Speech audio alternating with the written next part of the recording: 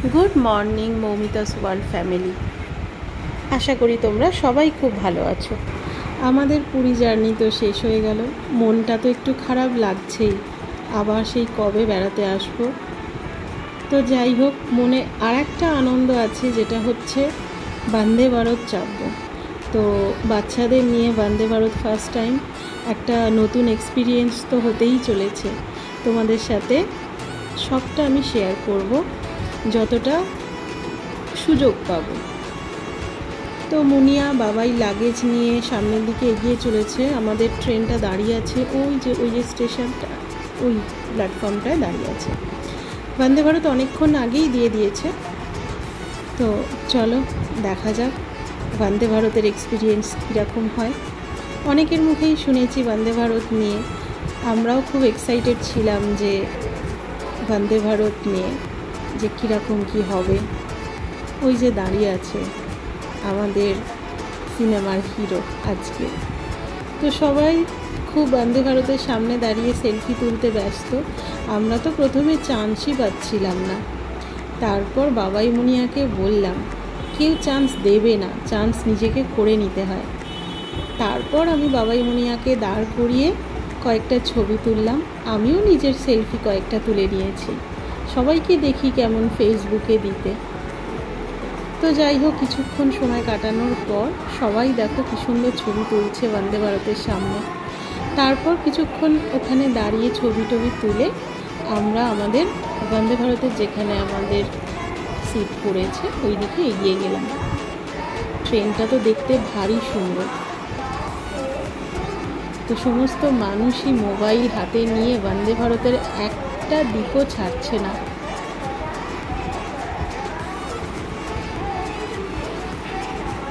এই যে এসে গেছি আমরা অনেকটাই কাছাকাছি। ভিতরে যাওয়ার তো একটা মানে মনের মধ্যে একটা এক্সাইটেড ফিল তো হচ্ছেই। এই যে এখানে আমাদের সিট পড়েছে। চলো এবার লাগেজ নিয়ে ওঠা যাক। ভিতরে যতটা পারবো, যতটা সুযোগ পাবো আমি তোমাদের সাথে শেয়ার করব। কি পরিষ্কার পরিচ্ছন্ন ট্রেনটা, দেখেই মনটা ভরে যাচ্ছে। এই যে আমরা ঢুকে গেলাম। অনেকেই বসেছেন সিটে, আবার অনেক সিট ফাঁকাও রয়েছে। লাগেজগুলো আগে ঝটপট করে জায়গা মতো তুলে দিই, তা না হলে বসতে অসুবিধে হবে।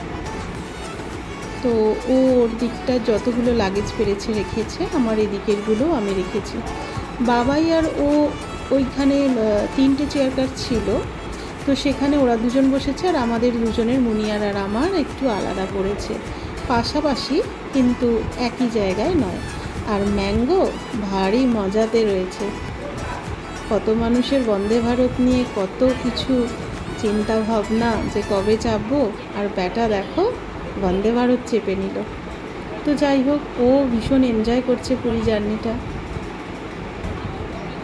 তো এই যে আমাদের প্রথমেই রেলের যে রেল নিচ থেকে জল আমাদের দিয়ে চলে গেছে সিটে। আর এইমাত্র আমাদের ট্রেনটা ছাড়লো।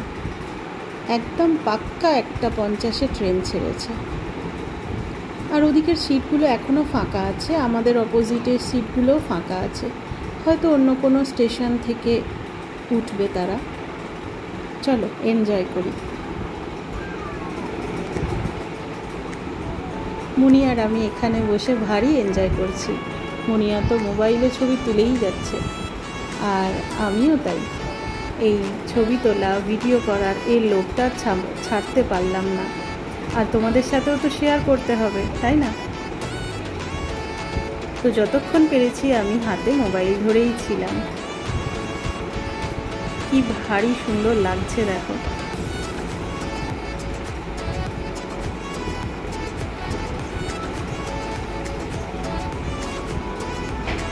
বাবাই ওখানে ওর বাবার সাথে বসে আছে। ওই আর কি, বসে আর কত কথা বলবে, তাই সবার হাতেই কারোর না কারোর নিউজ পেপার, কারোর হাতে মোবাইল, কেউ গল্প আড্ডা, সব কিছুই চলছে ট্রেনের মধ্যে। আর ট্রেনটা বেশ পরিষ্কার পরিচ্ছন্ন।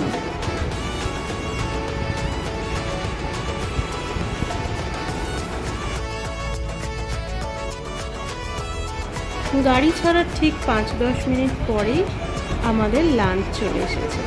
এই যে আমাদের অর্ডার ছিল ননভেজ 4টে, তো আমাদের খাবার চলে এসেছে। দেখাই তোমাদের কি লাঞ্চে এসেছে। এখানে দিয়েছে জিরা রাইস, ডাল, চিকেন, আর এখানে একটা ভাজা রয়েছে, তরুলি আলু ভাজা। এখানে রুটিটা একটু তেলে ভাজা ইয়ের মতো, আর এখানে আছে দহি আর পিকল। এগুলো সব ননভেজই নেওয়া হয়েছে।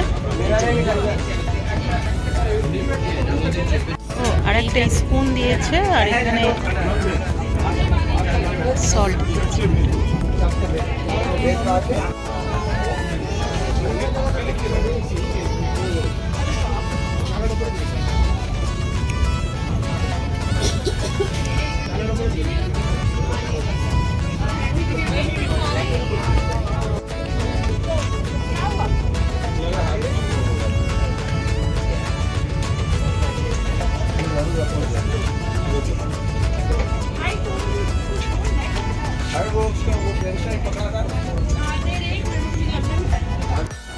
খাওয়া দাওয়া তো আমাদের প্রায় কমপ্লিট হয়ে গেছে। আমার তো বেশ ভালোই লাগলো। অনেকের শুনেছি বন্দে ভারতে বা ট্রেনের খাবারে অনেক কমপ্লেন আছে। অন্য ট্রেনে কী হয় জানি না, বন্দে ভারতের খাবার আমার খুব একটা খারাপ লাগেনি। আর জানি না, হয়তো সবার মুখের টেস্ট তো একরকম হয় না, তো ক্ষীরের মুখে আমি যেটা পাই সেটা খেয়ে আমার ভালোই লাগে। আর ছোট ছোট কী সুন্দর পাহাড় দেখা যাচ্ছে, ট্রেন থেকে পাহাড় দেখতে খুব ভালো লাগে। চলো এবার সবার তো খাওয়া কমপ্লিট হয়ে গেছে, এবার গিয়ে একটু ওয়াশরুমে হাত মুখ ধুয়ে আসি। ওয়াশরুমটাও বেশ পরিষ্কার পরিচ্ছন্ন, ড্রায়ার মেশিন আছে যেখানে আমরা হাত ধুয়ে হাতটাকে ড্রাই করে নিতে পারলাম। আর বাইরেটা একটু দেখাই, দেখো রোদ খাঁ খাঁ করছে।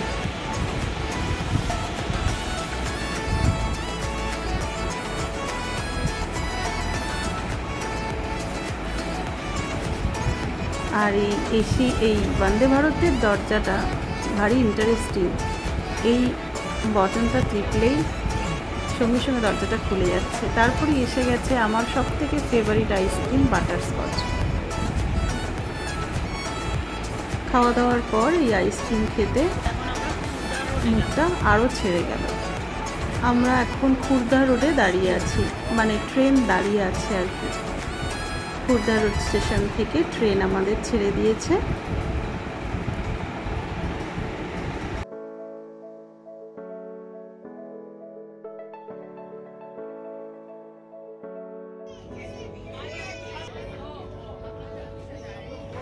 তারপর আস্তে আস্তে আমাদের অপোজিটের যে সিটগুলো ফাঁকা ছিল, একে একে সবাই ওই সিটগুলোতে উঠে পড়েছে। তো কটক থেকে কেউ কেউ খুর্দা থেকে এই যে সিটগুলো ফাঁকা আছে ওই জায়গা থেকে সিটটা কাটা ছিল আর কি।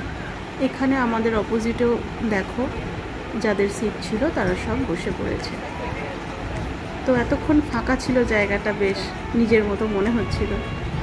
তো যাই হোক, যার সিটে তাকে তো বসতে হবে। খাওয়া দাওয়ার পর আমরা একটু গল্প করলাম। মুনিয়া তারপর ফোন নিয়ে ঘাটাঘাটি করছে, আর বেচারা কী বা করবে এখানে বসে।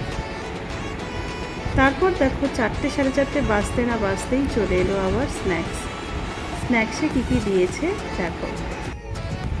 একটা চিড়ে ভাজার প্যাকেট দিয়েছে, খাস্তা কচুরি গরম গরম, আর একটা পিনাট চিক্কি, যেটা বাংলাতে বুঝবে যে বাদাম পাটালি মতো, আর একটা ড্রিঙ্ক দিয়েছে আর সস। তো খাস্তা কচুরিটা খারাপ ছিল না, গরম গরম তো সস দিয়ে বেশ ভালোই লাগছিল। তো তারপর এই খাস্তা কচুরি খাওয়ার পরেই চলে এলো গরম গরম চা।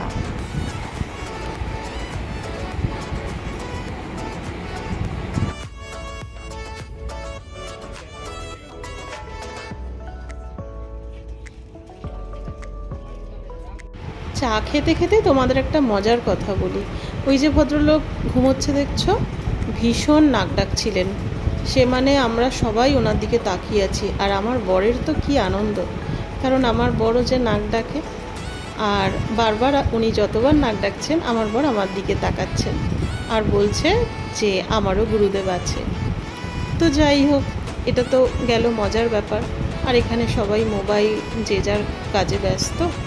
ম্যাঙ্গো ভীষণ আনন্দ করছে। ম্যাঙ্গো কিন্তু বন্দে ভারতের খাবার দাবার খেতে ছাড়েনি। তো বাবাই তারপর অল্টারনেট করে আমার পাশে এসে বসলো, মুনিয়া ওর বাবার কাছে গিয়ে বসলো। আর সূর্যটা কি সুন্দর লাগছে দেখো বিকেলবেলা, প্রায় 5টা সাড়ে 5টা বেজে গেছে। তারপর সন্ধে নামার সময় আমার রেগুলারের অভ্যেস যেটা হচ্ছে ঠাকুরের একটু গান শোনা। তো আমি একটু মহামৃত্যুঞ্জয় মন্ত্র চালিয়ে শুনছিলাম, আর পাশে বাবাই বসেছিল, ওর সাথে গল্পও করছিলাম। আর মুনিয়া ওইদিকে এনজয় করছিল, ওর বাবাই ঘুমিয়ে পড়েছিল বটে।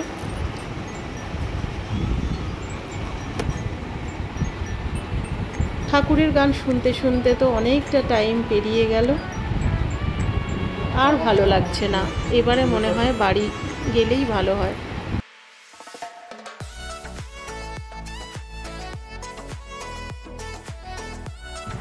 একটু একঘেয়েমি কাটানোর জন্য বরকে বললাম একটু কফি খাবো। তো এবারের কফিটা কিন্তু কিনেই খেতে হলো। কফিটা খারাপ ছিল না, ভালোই, কিন্তু কফির থেকে আমার চাটাই বেশি ভালো লাগে। আর এই যে দেখো মহামৃত্যুঞ্জয় এখানে মন্ত্র চলছে ফোনেতে, শুনতে শুনতে কফিটা আমি খেলাম। আর দুপুরে যে দইগুলো দিয়েছিল আর খেতে পারিনি, ওগুলো সব পড়েই ছিল।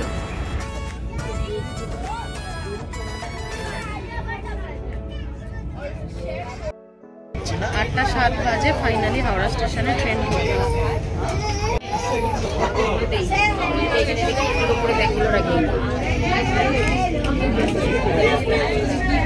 ফাইনালি আমরা হাওড়া স্টেশনে এলাম।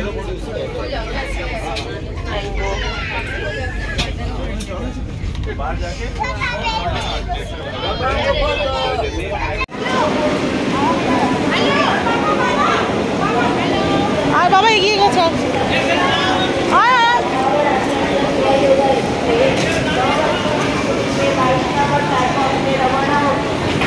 হাওড়া স্টেশনে পৌঁছলাম, এবার বাড়ি যাব।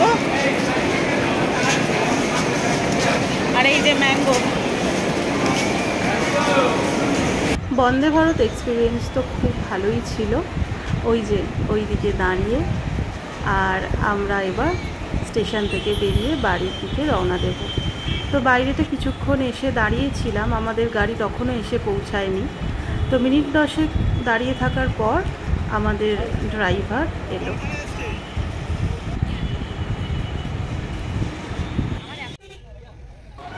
তো চলো, আমাদের গাড়ি এসে গেছে। এবার সমস্ত লাগেজপত্র গুছিয়ে নিয়ে বাড়ির দিকে রওনা দেব।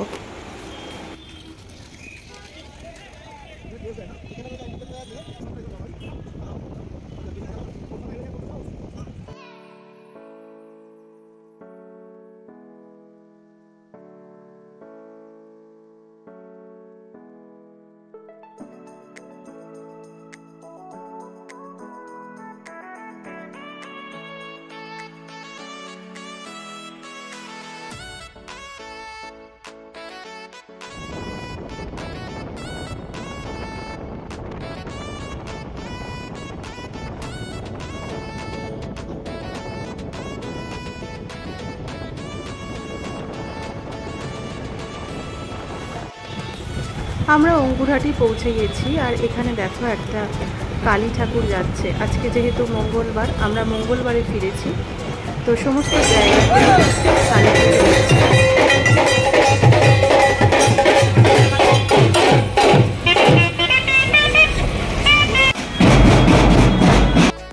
তো আমাদের পুরী জার্নি শেষটাও খুব ভালোভাবে কাটলো মায়ের দর্শন দিয়ে। আর আমরা এসে গেছি বাড়ির সামনে। চলো এবার নামবো। ঘড়িতে বাজে এখন 10টা। আমরা এইমাত্র বাড়িতে ফিরলাম, ফিরে সমস্ত দরজা জানলাকে খুলে দিলাম, কারণ 3-4 দিন একদম বন্ধ ছিল। তো ব্লগটা আজকে এখানে পর্যন্তই এন্ড করছি। আমার ব্লগগুলো দেখতে যদি তোমাদের ভালো লেগে থাকে তাহলে প্লিজ চ্যানেলটাকে সাবস্ক্রাইব করো আর নোটিফিকেশান পাওয়ার জন্য বেল আইকনটা প্রেস করে দিও, তাহলে যখনই আমি ভিডিও দেবো তোমাদের কাছে নোটিফিকেশান পৌঁছে যাবে। আর ব্লগগুলো দেখতে যদি ভালো লাগে তাহলে ছোট্ট করে একটা লাইক দিও। ততক্ষণের জন্য খুব ভালো থেকো, সুস্থ থেকো, আমিও খুব ভালো থাকবো, সুস্থ থাকবো। আর এবার ফ্রেশ হই, ট্রেন জার্নি করে এসেছি এতটা, আমি ব্লগটা এন্ড করব বলে ক্যামেরাটা শুধু অন করলাম। আবার নতুন কালকে থেকে আবার গতানুগতিকভাবে সব কিছু শুরু হবে। দুদিন বেশ আনন্দে কাটলো, বাইরে ঘুরলাম, খেলাম, মজা করলাম, ঠাকুর দর্শন করলাম। আর ব্লগগুলো কেমন লাগলো অবশ্যই কিন্তু তোমরা জানিও। চলো টাটা, গুড নাইট।